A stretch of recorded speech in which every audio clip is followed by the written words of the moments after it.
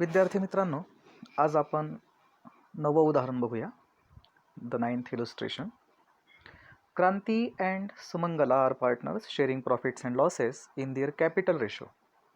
So what is their capital ratio?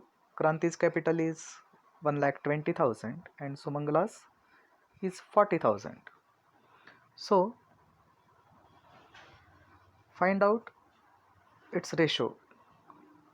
12:4 means 3:1. Yes, their capital ratio is 3:1. So this capital ratio is their profit sharing ratio as mentioned in the problem. From the trial balance given below and adjustments, you are required to prepare final accounts. The trial balance is in T form, simple to understand. Debit balances, opening stock, trading account, purchases, trading account, debtors are assets, bills receivable is asset, wages, trading account, investment is asset, postage, insurance is indirect expenditure, will be debited to profit and loss account. Plant and machinery is asset, salaries, profit and loss account. Prepaid rent. Prepaid rent is asset. It is not just rent. Otherwise, it would have been expense. This is prepaid rent. This account is prepaid rent account, and we know that prepaid rent account is not nominal account. Therefore, it will not be debited to profit and loss account. Prepaid rent account is representative personal account. So personal accounts are not shown, are not posted to trading or profit and loss account. They are shown, the balances of personal accounts are shown in the balance sheet. Therefore, prepaid rent account being the personal account will be shown in the balance sheet and it will be shown on asset side. This prepaid rent is already deducted from the rent. Bad debts, it's loss. Furniture is asset. Cash in hand is asset. Sales return will be deducted from the sales. Capital, Kranti, Sumangala.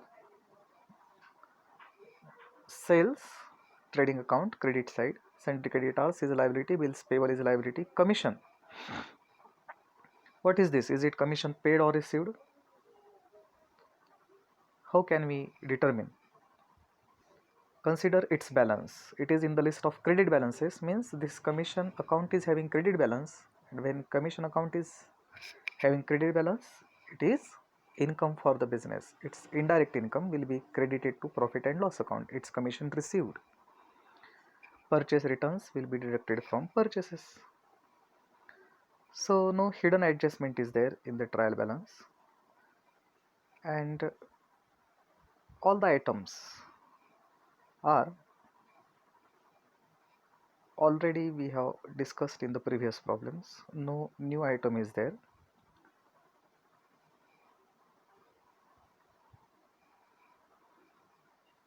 Now adjustments. Closing stock is valued at cost price 28,000 and market price rupees 32,000. May it be cost price or market price, it doesn't matter. The price whichever is lesser, that matters. And which is the lesser amount? 28,000 will be shown in the final accounts and the higher amount will totally be ignored. Don't consider the 32,000. Forget it. Insurance is paid up to 30th June 2019. Go to the trial balance and see what amount have been spent on insurance this year. And we can see that for insurance we have paid 7,500 this year. What we have paid? Rupees 7,500. So though we have paid for insurance this year, the coverage of insurance, I mean the benefit of insurance,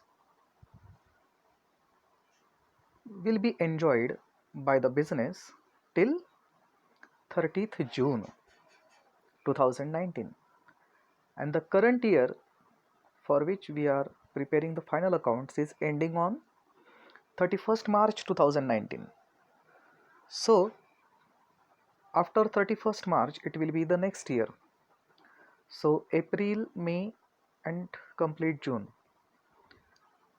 We have paid for the next 3 months insurance. Means expenditure made this year or paid this year but for the next year. And this expenditure is what? Prepaid expenditure. That means out of 7,500, this amount of insurance is always for 12 months. 3 months insurance is prepaid insurance. So 7,500 into 3 divided by 12, I mean 1/4 of 7,500 will be 1,875. Yes. So 3 months insurance, that is of rupees 1,875, belongs to the next year, that is prepaid insurance. It is not of the current year, therefore it will be deducted from the insurance, and the actual expenditure on insurance for this year is 5,625. This is the insurance for this year, for the current year. Means out of 7,500, 1/4 amount belongs to the next year, that is prepaid, and 3/4 amount belongs to the this year, and therefore the expense for this year will be shown in the profit and loss account outer column. And you know that prepaid insurance will be shown on asset side. The 3 months insurance, the months which are covered in the next year, that 3 months insurance is prepaid insurance, therefore it is shown on asset side.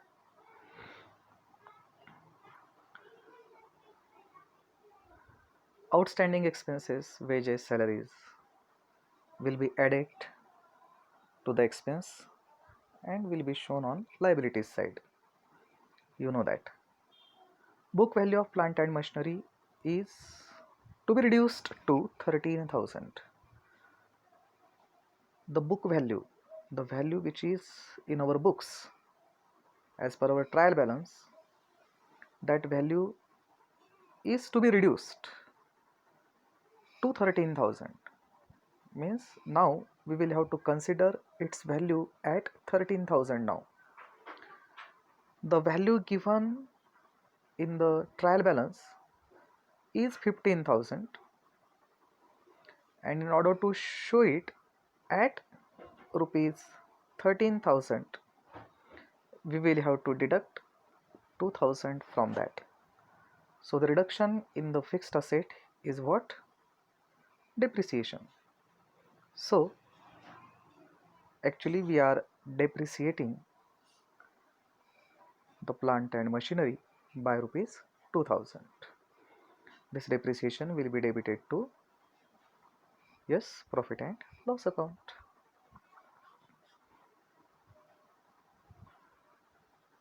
Depreciate furniture by 5%. They have given the percentage of depreciation instead of suggesting the depreciation in the another way as it was suggested in the fourth adjustment.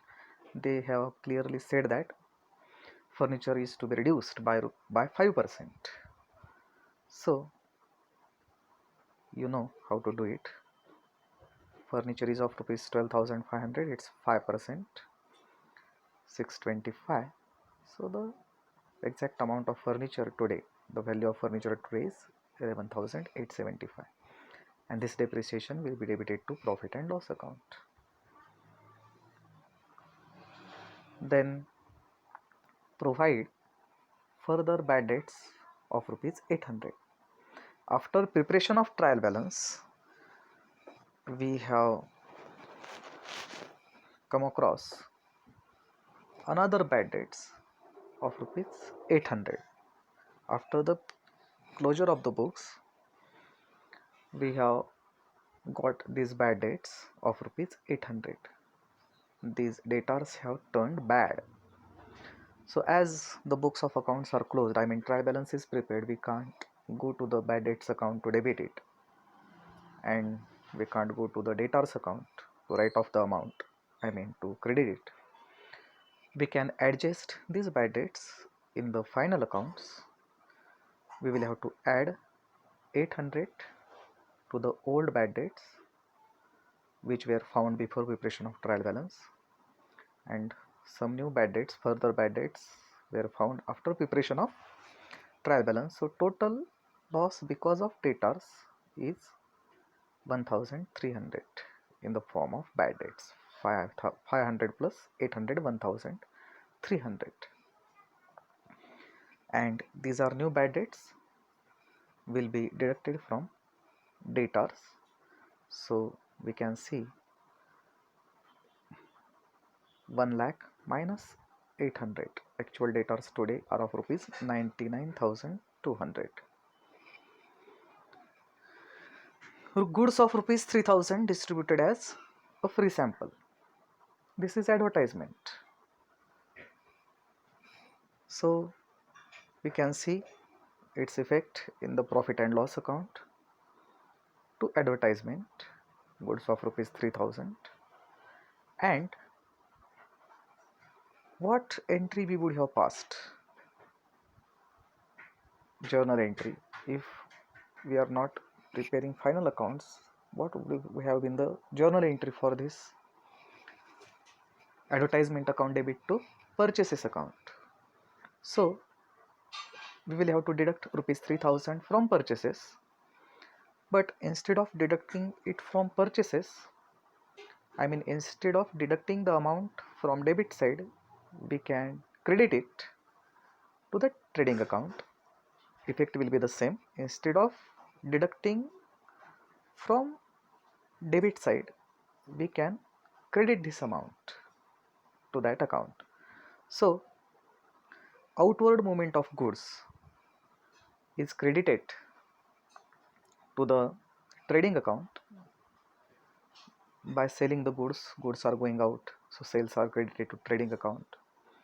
Then goods distributed as free sample, goods are going out of the business, that is also credited to trading account. When goods are withdrawn by the proprietor or partner, that will also be credited to trading account. And other outward movements means goods destroyed by fire, goods lost by theft. So outward movement of goods is credited to trading account, and the goods which are remained unsold at the end of the year, called closing stock, is also credited to trading account along with the other items of outward movement of goods. So the point is that instead of deducting the amount from debit side, we can credit the amount to the trading account. So buy goods distributed as free sample 3000. So this is the problem, not actually the problem, it is just a practice of simple items and adjustments of final accounts.